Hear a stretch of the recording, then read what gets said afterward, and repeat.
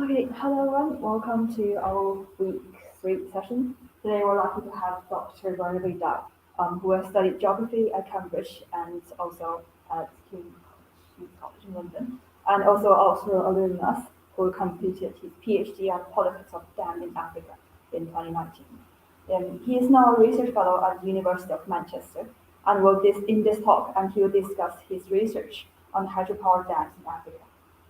If you're watching this online, feel free to submit your questions via the live chat on YouTube or the comment sections on Facebook. We'll take all questions collectively at the end. So without further ado, I'm going to hand it to you, Barnaby. Thanks a lot for having me.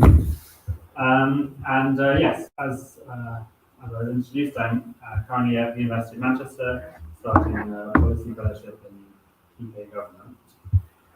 And today I'm going to be talking about my book project, which builds on the doctorate I did here at Oxford. And I'm going to try and keep it quite sort of broad. I know that people in the energy society have a wide range of disciplinary backgrounds. My speciality is obviously in geography and politics of development. And so I'm really here to sort of talk about the way in which energy and the electricity sector and the infrastructure it involves can be very political. And so my book project really starts from the observation that for around 10 years, from the mid-1990s to the mid-2000s, you had a real decrease and then near cessation in dam building around the world, but particularly in Africa. But from that mid-2000s time in the 21st century, there's been a big resurgence of hydropower. You can see here on this map the number of projects which are under construction and planned from when this was published in 2015. And this is in many ways surprising because that 1990s period where dam building decreased was because of a lot of concerns around these infrastructure projects and whether they really work as delivering electricity and to some extent irrigation. And so I'm asking, is there anything different about the 21st century? Why are we returning to these types of infrastructure? And the answer to that, I think, is that yes, there are some important differences. There are a new constellation of financiers who are building electricity infrastructure. There's also some differences in the awareness of the negative impacts that some of these projects have, and an effort to try and mitigate some of those negatives. But we also see a lot of continuity. There are still major inequalities that are generated by such infrastructure, and often the positives are overestimated and the negatives underestimated. And I argue that there's ideology at work here, but I'll come on to talk about that a bit more. And so, as I said, one of the sort of key points I want to make in this talk is just about the political nature of a lot of these electricity infrastructure. But hydropower, and especially large dams, have differentiated impacts on people, both geographically and spatially. They also fulfill political strategies around increasing the control of the state, increasing the power of the state, and they can fulfill ideological agendas. And so we should always see these infrastructure not just as technical, but as involving a set of political relations. So the history of large dams in the 21st century. So as I was saying in the introduction, there was a lot of questions by the end of the 1980s and the early 1990s about these projects and whether they really work. There's a study been done at the University of Oxford around half a decade ago now, which has created a big database of dams from around the world and found that 96% had cost overruns, 44% had time overruns. And this really speaks to a broader questioning of if these projects really work, if they do what they say on the tin, if they're worth trying to invest in. And a lot of concerns from the experience of building them that you end up with white elephants, these large infrastructure projects that aren't really delivering. And you also have my colleagues at Manchester on the FutureDAMS project, which I'm currently a part of, who found that in their review of 79 irrigation dams in Africa, found that only 18% of the area that was proposed to be irrigated from those projects was actually irrigated. So you have something like 80% of the land which is supposed to be irrigated by these dams doesn't actually get irrigated. So there's all these sort of major questions of, well, do these dams really work? Do they deliver development? And the increasing experience of droughts across a lot of the world with climate change and changing rainfall patterns, again, sort of questions whether these infrastructure are really appropriate for the 21st century. Then there's also all of the part sort of beyond the economics, the social and environmental impacts. Fire Scudder, who's probably the sort of main expert on dam displacement, estimates that over 80 million people have been displaced by dams globally. And this really matters because it often takes generations for those families, those communities to recover their livelihoods. So in his large survey, he found that even after 2 generations, the majority had not recovered the livelihood that they had previously before they were displaced. And then you have sort of major socio-environmental changes happening downstream of a dam project. And this is because you have to imagine the way in which the infrastructure is blocking a river and therefore changing the rainfall, the hydrological cycle of the river. And particularly in the tropics, where you have strong wet and dry seasons, you often have the river flooding areas of land in the floodplain, and that bringing irrigation, that bringing fertility to those areas, and then either that being used ecologically or supporting farming systems. And you have a whole history of what's called recession agriculture, where you're farming on that land in between the times where the river seasonally floods. Bill Adams's study, which was done in the 1990s, is still probably the sort of foremost book recounting that. And so you have then a series of dams which have been particularly sort of notably bad, if you like. One example would be the Ruzizi 2 dam on the Rwanda-Congo border, which initially was supposed to only displace 200 people, but actually they found after building the dam that they had displaced 13,000, so 60 times what they initially thought. And you have dams like Horobasa, which is the subject of this book here by Alan and Barbara Isaacman, built in Mozambique during the Portuguese colonial era by the colonial government, essentially as a security bargain with South Africa, where the electricity from this particular project gets diverted to or sent to South Africa. In exchange, South Africa agreed to provide security support for the colonial regime. And it was also to securitize an area of northern Mozambique. So when you build these projects, it's not only the dam that's being built, it's a series of roads to that site, it's the electricity, and that sort of accompanying infrastructure can really help open up territory to the state. And you have to imagine in particularly the African context, but also to an extent in South America, the state doesn't necessarily have control of all of its borders. You sort of see a map of all the countries with very defined lines, but then the reality of where the state actually has influence and control can really vary. And so by building these large infrastructure projects, that can be a way for the state to extend its reach to parts of the country. And this was certainly true of the Horobasa Dam, where the colonial government was fighting an independence movement in the region and used the dam to increase its own security presence, and the displaced villages were put in securitized hamlets, very much similar to those created by the US in the Vietnam War. Horobasa Dam is also a sort of slightly crazy example because the dam was still controlled by a Portuguese company right up until the 2000s. So it's really an example of a project where all of the disbenefits, all of the negative impacts are sort of felt by the Mozambican population in the area and downstream, and the benefits are really extracted to a completely different set of people. So all of these experiences during the 20th century, sort of culminating in the late 1980s and the early 1990s, lead to a decrease in dam financing, people turning away from them. This is also an era of Washington Consensus, by which mean the sort of the rise of a more market-led idea of how to run the economy and society, introducing private companies, introducing the market, rather than having sort of large state-led projects. And so a lot of sort of the established financiers in this region, the World Bank, donors from Europe and America, pull out of dams. They withdraw funding from dams, and so you start to see a big increase, particularly in areas like Africa, which have been dependent on that external finance.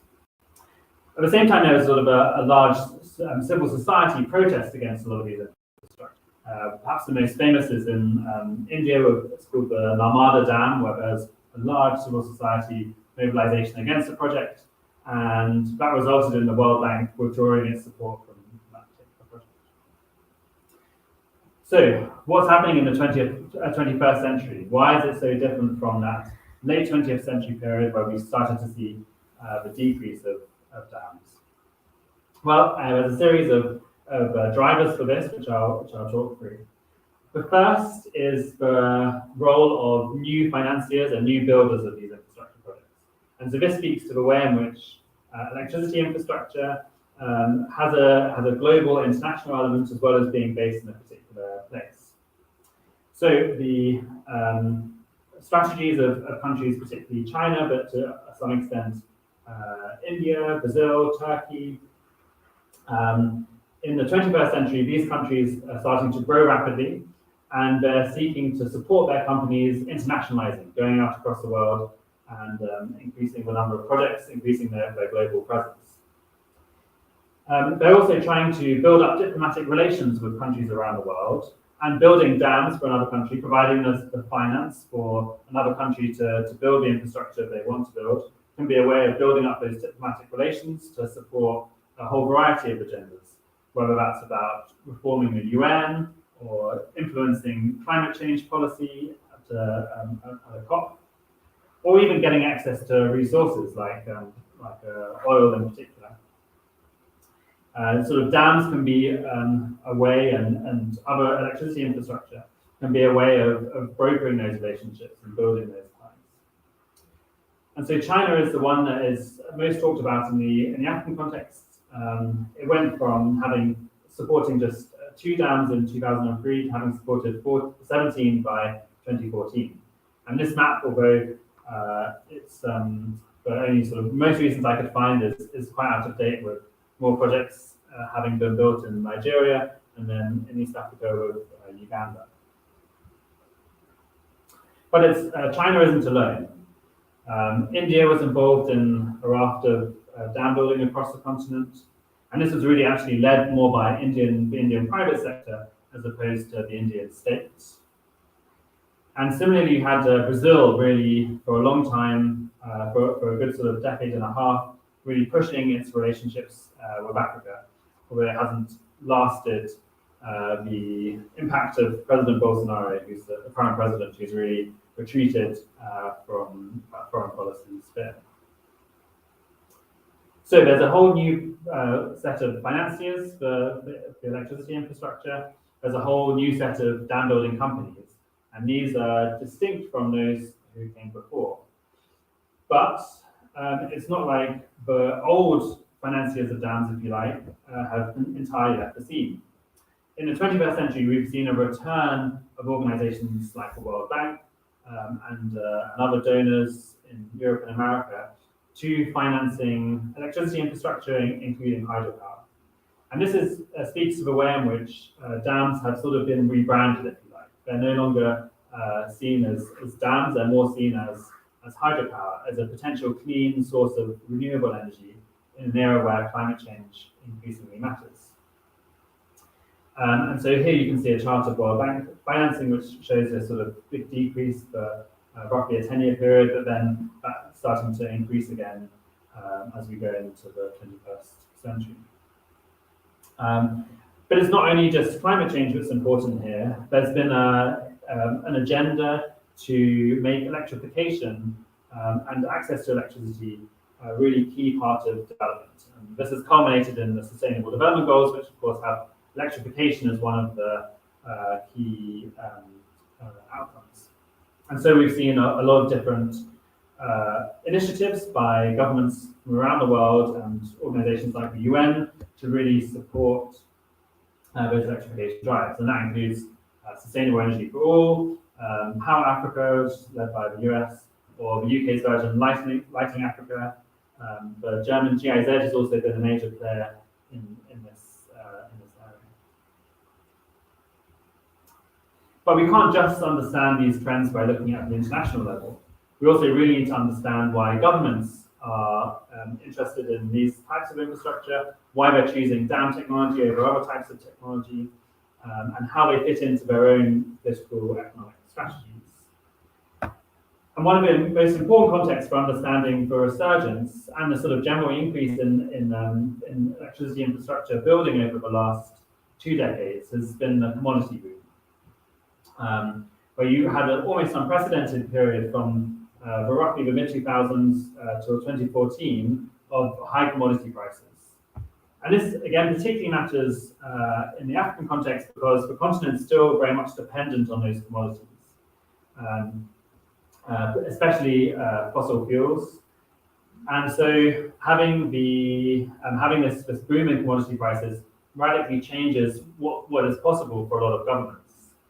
It also acts to expand the number of countries producing fossil fuels in Africa, with the high commodity prices being used to justify increased exploration in West Africa, countries like Ghana, but also in East Africa, where oil gets starting to be commercially developed in Uganda, in Kenya, and then gas in Tanzania and Mozambique.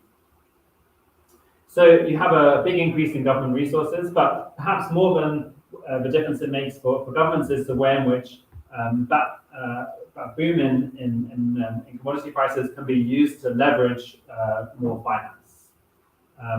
This can sometimes happen directly, and there's a model called the Angola model, because it was obviously particularly associated with that government, where you saw oil, these natural resources, being directly swapped for infrastructure financing.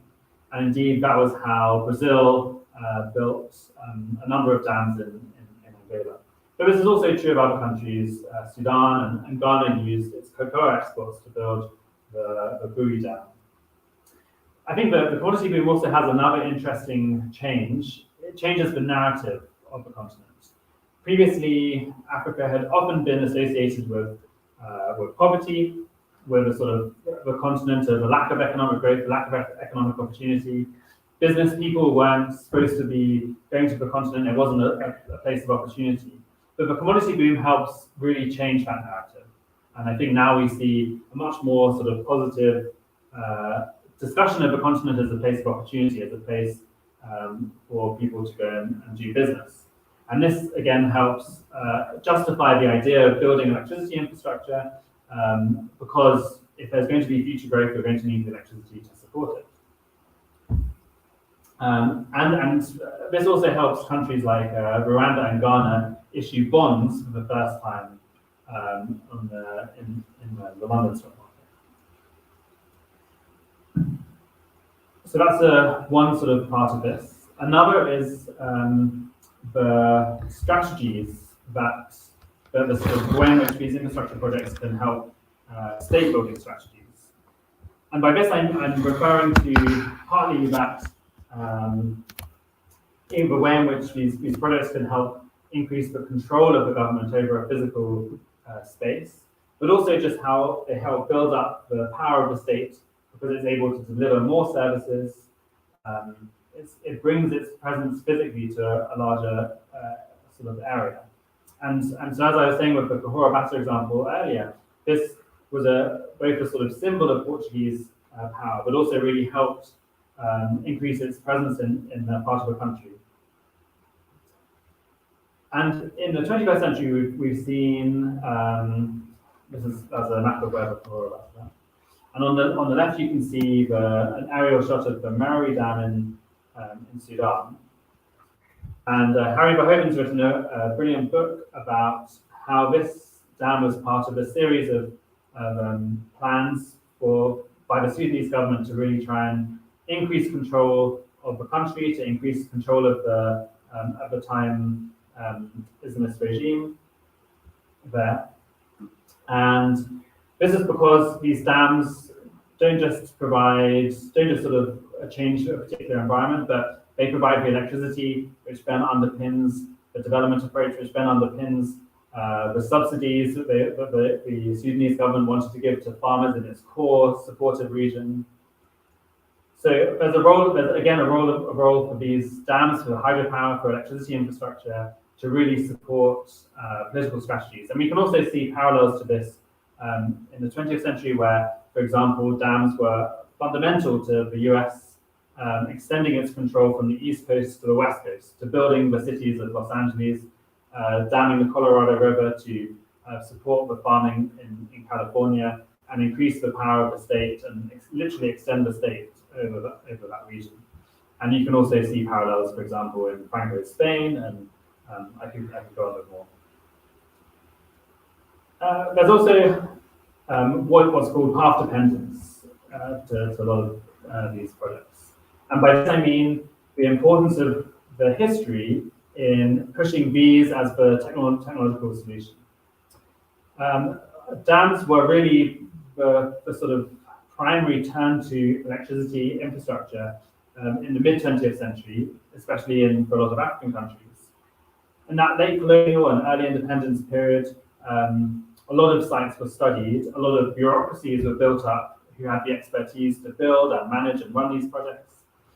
And you can see their role as real sort of symbols of the country, as symbols of often of independence. So the banknote on the left-hand side shows the Akosombo Dam in Ghana, which the independence leader Kwame Nkrumah sort of saw as the symbol of the country's independence, the bringer of its freedom.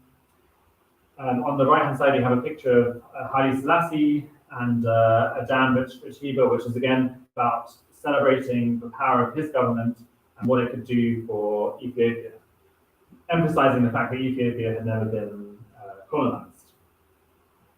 And so this sort of long history, both on the celebratory front, but also just in the literal investment in studies and the bureaucracy, helps explain why dams are again turned to as a technology. You know, if you have a project sitting on a shelf of an old dam, then when you decide you have some more money to build something, then that's the first thing you might take off the shelf. The study is already done, the feasibility is already there, and you already have the engineers who can build and at least sort of manage it. And so often the dams that are being built in the 21st century resurgence are dams that were planned decades ago. And all the ones I'll talk about in a little bit more detail later were all sort of studied in the 1950s, 1960s, 1970s.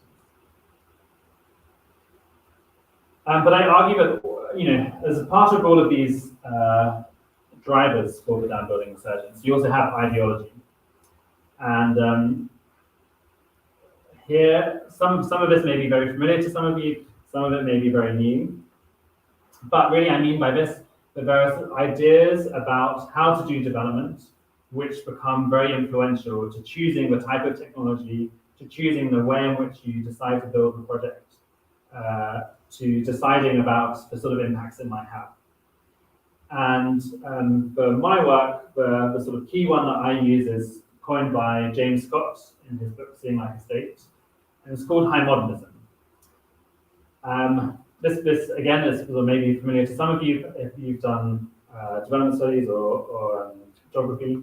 But at its core, there's two binaries, which are quite simplistic. One compares the traditional society to the modern society. And this is the idea that low-income communities are traditional, backward, irrational, unable to achieve development because of those characteristics. And that is compared to the supposedly modern, enlightened, rational society that's more informed by science, it's more secular. So that's one sort of simplistic and sometimes often quite racist binary underpinning modernism.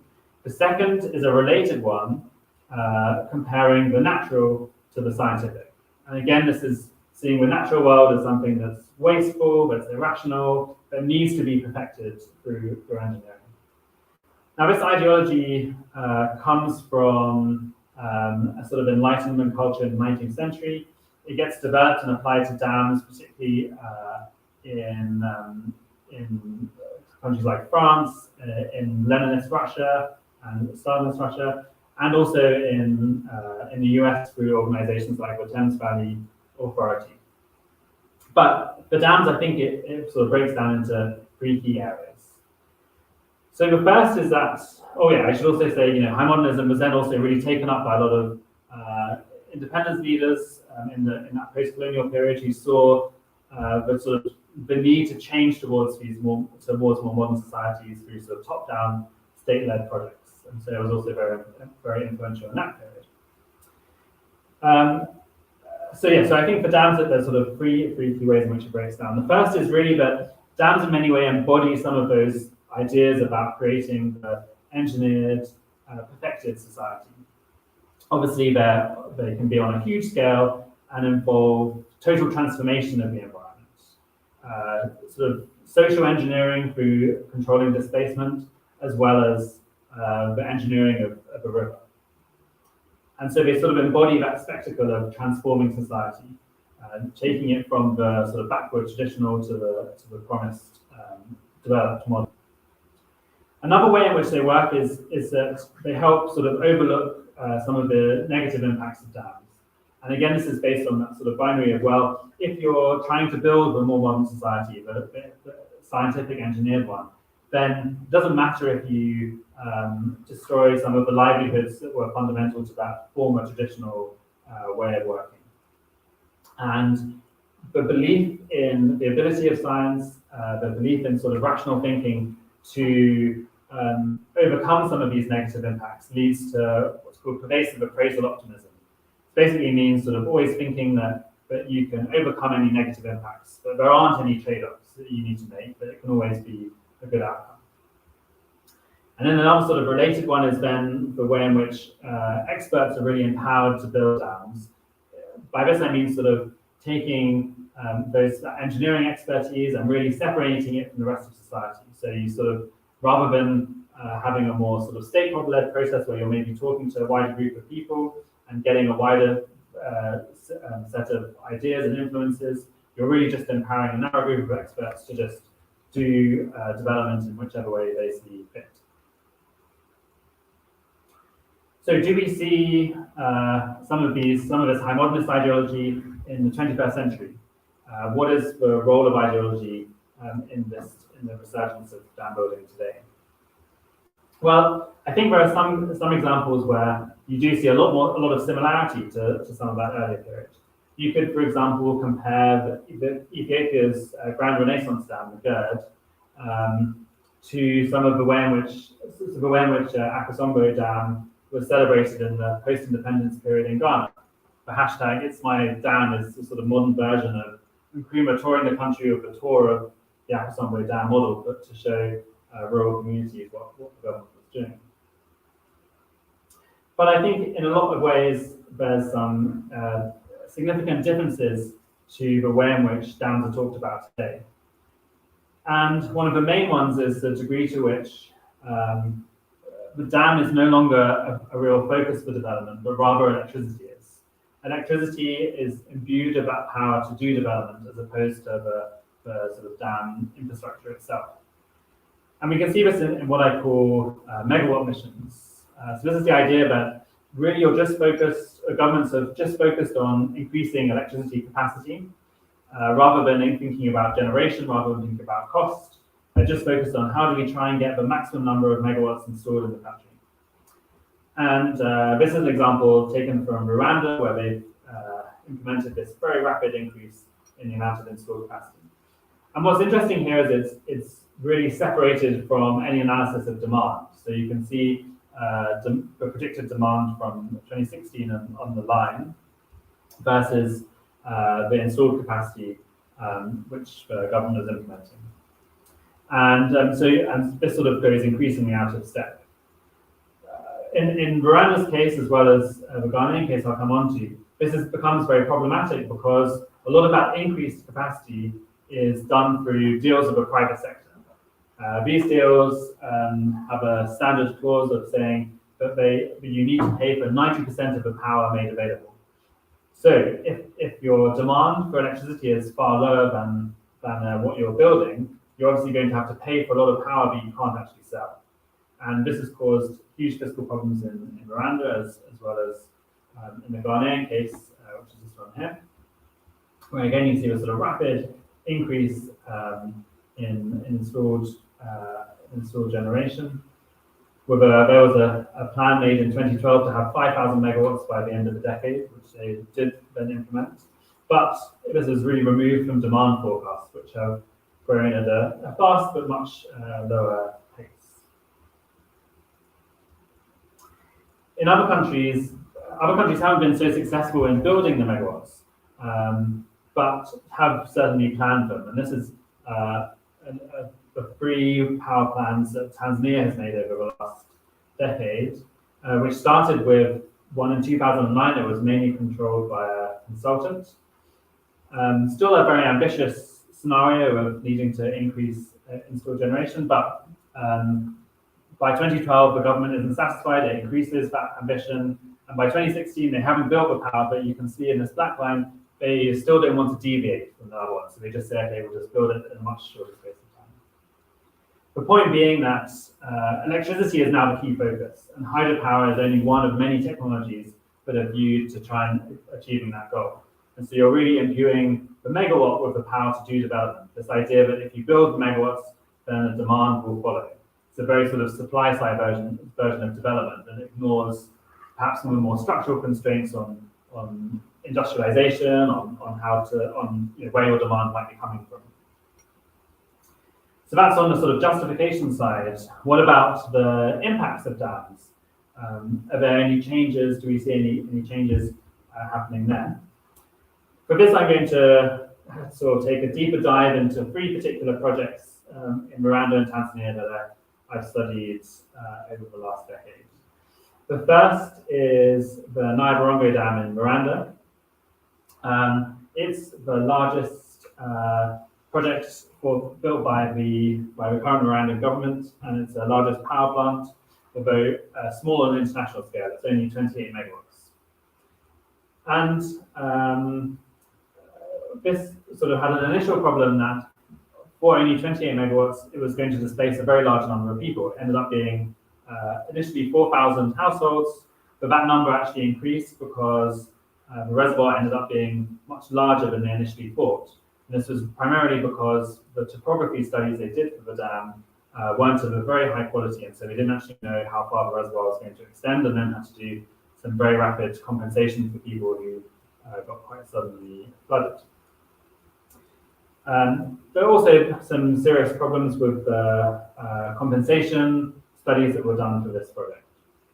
But perhaps unlike the 20th century, there was some compensation given, and a lot of these environmental impacts to some extent were studied. There was certainly environmental monitoring of the project by the Environmental Agency, and so we do see some changes from how things happened in the past. But as I say, the compensation scheme had a lot of problems. One was partly just corruption, which perhaps is beyond the government's control in some ways. But the other was more systemic, and this was explained to me by a map drawn by one of the households that I interviewed. And they were trying to explain with this map that this is the land they were being compensated for, and this is the new land they could buy. And the point they're trying to make here is that this area of land they could grow a much wider range of crops, and some of these crops had a much higher market value, like tomatoes and avocados. But in the land further up the hill, it didn't have that same value, and so you can see there's only 2 types of crop they can grow there. And this sort of change in value wasn't recognised by the government doing the compensation. They were only looking at the area, the sort of plot size of the farm, and they also didn't realise that in building this road, they were blocking the streams that had been irrigating that land. So you can see here this sort of quite top-down way of working that isn't really listening to the people who are being negatively impacted and trying to build policy around their experience and what sort of things they value. Another project I can talk about is the Siegeless Gorge, now called the Julius Nyerere Dam in Tanzania. It's yeah, very large dam of 2,100 megawatts, so it'll be one of Africa's largest. And Brazil and the company Odebrecht had a large role in resurrecting this project and doing a lot of the initial studies for it. But it's now under construction with some Egyptian contractors. And so this dam, again, was one that has a sort of long history, going back to the 1970s, but it's being built in the middle of a UNESCO World Heritage Site. And one of the interesting things about that is that it's, yeah, the Tanzanian government has managed to maneuver so that the Selous Game Reserve, which it's situated in, doesn't get struck off that UNESCO World Heritage list. But they've also only acknowledged any negative impacts on the footprint of the dam, and this ignores downstream impacts. And if you remember, sort of earlier on in the talk, I was saying that one of the sort of major unrecognized benefits of and unrecognized costs of dams are those impacts that happen downstream. And so, although the Tanzanian government commissioned a number of environmental and so-called strategic environmental impact assessments, none of these acknowledged that there was going to be a major cost downstream. In contrast, a report by WWF found that about 100,000 livelihoods would be negatively affected downstream. And this is because there's some very important farming land which has been sustained by the river's annual flood, but also Tanzania's richest fishing industry, which again is supported by this flow of water and sediment down the river every year, which keeps a certain balance in the delta area, balance of pH as well as balance of salinity. There are also big questions of this project about whether it's really needed. Sort of dams on this size on average take between 6 and 10 years to build and cost somewhere between 8 and 10 billion normally. But yeah, Tanzania from 2016 actually started decreasing some of its power capacity and has suffered from very frequent power outages across the country.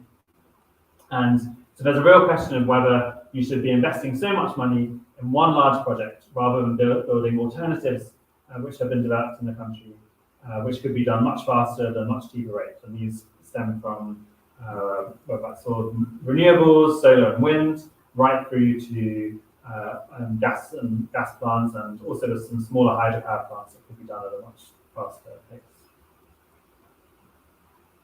Perhaps the project that shows more change compared to those ones is the Rusumo Falls Dam, which is being led by an intergovernmental initiative called the Nile Basin Initiative, with financing from the World Bank.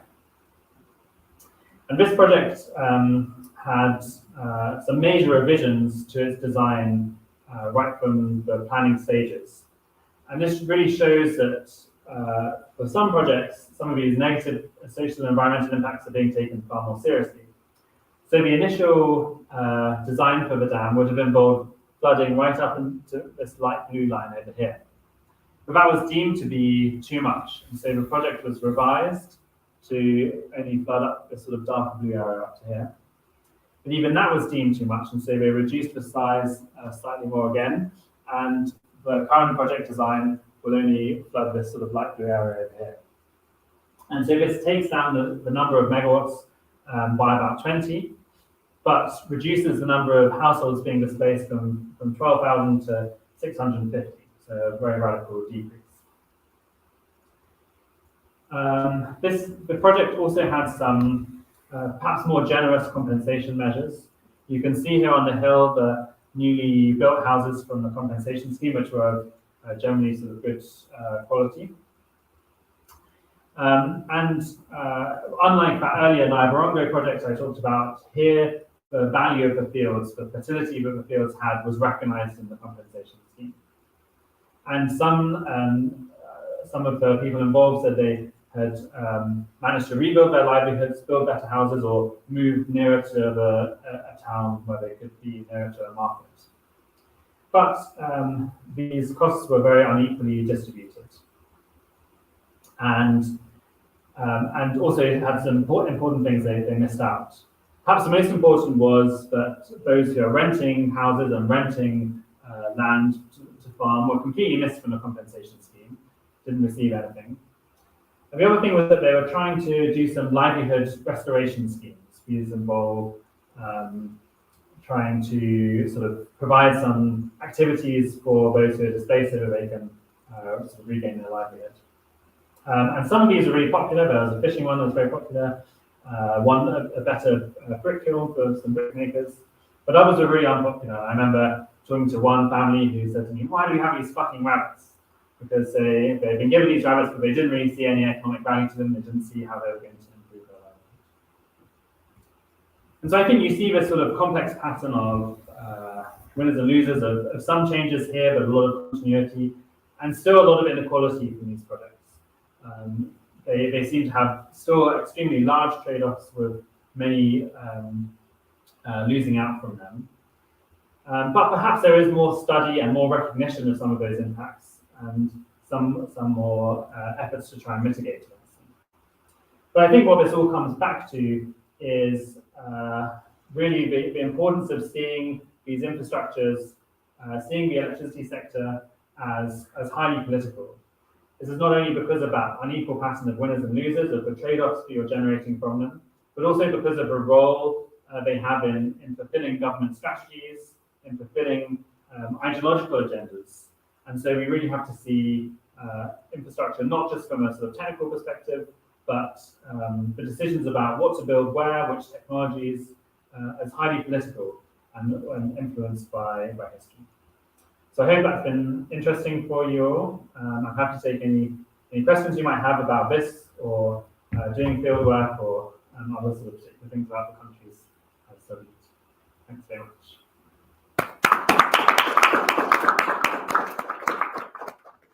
Okay, thank you for giving such a very insightful talk.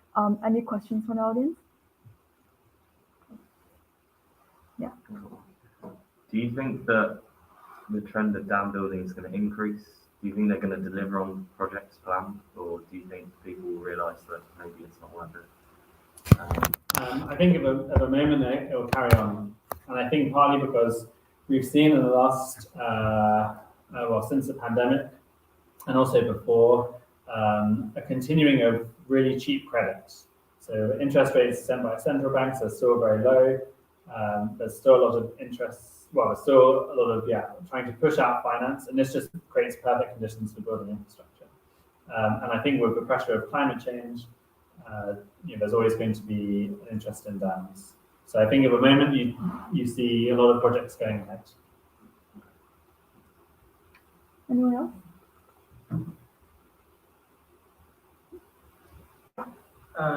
We talked about drought and unpredictable rain patterns and so on. So, considering that might continue to be the case, do you think it's a good idea for governments to invest in dams, or they should rather focus on other sources of I think it can depend. I think probably hydropower as a source of electricity is likely to get much less reliable because of. It depends which sort of climate models you read, but the consensus, at least from my reading of them, is some say there's going to be more rainfall, some say there's going to be less. But what they tend to agree on is that the variability is really going to increase. And this is obviously a problem if you're an energy planner trying to work out what source of energy you're going to get from where. On the one hand, you could argue that dams give you some water storage capacity, and maybe that's a way to have resilience. And certainly for things like drinking water, you could argue that it's going to be important to have some dams there to support increasing urbanization of cities and so on. But then if the water supply is going to be very vulnerable and unpredictable, then perhaps it's also better to look at other sources of creating resilience in society and appreciating some of the more natural ecosystem services, ecosystem infrastructure that's already there, for example, in wetland areas that can also be a big store of water or in some of these river services, you get downstream that support fishing or agriculture. So I think there does need to be a recognition that even though they're not engineered, that sort of natural infrastructure can be just as important for providing resilience to a society. So as a classic academic, I answer it by saying two different things. Anyone else? Okay, I have a question. So given like the context of climate change, like do you see the kind of like some countries so like would like use that as the excuse to go into Africa and build more dams, and like how would the politics of climate change interact with politics of dams? Yeah, I think certainly climate change is really changing the narrative around dams, and there's been a big effort to rebrand. From those who are big supporters of dams, you have lobby organizations like the International Hydropower Association that have really pushed this idea that dams aren't dams, they're hydropower. So we'll never talk about dams as, we'll never talk about dams because they have these sort of negative connotations of the 20th century, but rather 21st century hydropower. But I know, I mean, at the same time, there's a strong sort of narrative, I think, in some of these global levels debates around COP, for example, which always point out that dams are much more problematic. So there is a recognition of that. Ultimately, I think though, if you're talking about sort of using dams as an excuse to go and build things in Africa, ultimately that's always going to be under the control of governments in Africa. They're the ones who really decide, are we going to build this project or that project? What do we really care about? And a lot of the international finance is there and can be used for a variety of different options. And so, particularly in that technology choice of is it going to be a dam or is it going to be a wind farm or a solar farm, if you're just thinking about renewables or geothermal even, then that's going to be under the control of the government as to which technology you're going to go for. Okay. I think we have questions from the online audience. So does the long-time dispute between Egypt, Sudan, and Ethiopia over a massive hydroelectric dam being built on the River Nile have any chance of being resolved?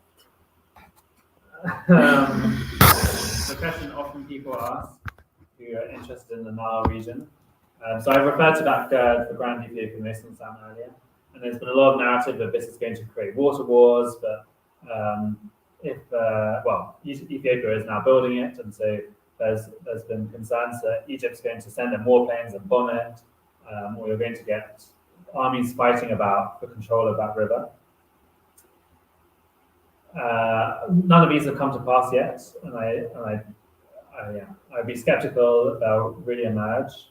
There's been a long-standing sort of technical agreement on the table for over 10 years around the Nile and how to try and share the water and how the GERD can play a role in that. But the political will hasn't really been there to push that over the line. And I think in Ethiopia, you have a lot of public discussion around this is our river, this is our water, we're the source, we should be able to have control over it. In Egypt, there's the opposite discussion of we're dependent on this river. Under the British colonial system, we were given all the water rights, so why should we give them up? And both of these camps seem to be getting more and more intransigent. Obviously, Ethiopia also now has to contend with its own civil war and is also sort of in a border dispute, active militarily with Sudan. So it doesn't seem very likely it's going to happen anytime soon. But certainly, if all the countries involved wanted it to, there's a technical solution on the table which probably works. But of course, this isn't a technical problem. This is a political problem. Okay, thanks. Okay, I have time for one last question. If anyone wants to. No? Okay. Oh yeah. I'm just curious. Most part, I thought that we're referring on to large dams, but in regards to like small scale hydropower dams, do you think there's that much political drama around concerning? Yeah, it's a very good question, and I think it's one that's still being sort of worked out. So, perhaps inevitably they don't have as much political drama. They don't have the same spectacle. They're not going to displace as many people. The impact of one single project is going to be much smaller. So in some ways they look a lot greener. A lot of European donors have been financing microhydro projects because they're seen as a sort of cleaner, green alternative. But there are increasing numbers of studies that say, if you build a lot of them in one place, then you're going to have a really big impact because it's cumulative. Each one will build up. And so I think we're starting to see a shift in the debate around, maybe it's not, one microhydro project can be a good thing, but you have to think about how many you're building and do what's called strategic environmental assessments, where you're sort of adding up the number of different projects in the area and looking at the cumulative effect rather than just each project in isolation. Just to clarify, when you make a lot and one thing you mean a lot are only the same, for example. Yeah. So if it's in one basin, and even if there'll be multiple tributaries to that one river, and if all of those different tributaries have several microhydros on them, then you're going to have a bigger effect on the And you mentioned something about the commodity boom, specifically in trading with oil directly from infrastructure financing. And I was just very curious as to what is the difference between that and just somebody buying the oil? So it's just in the way in which the loan is done. So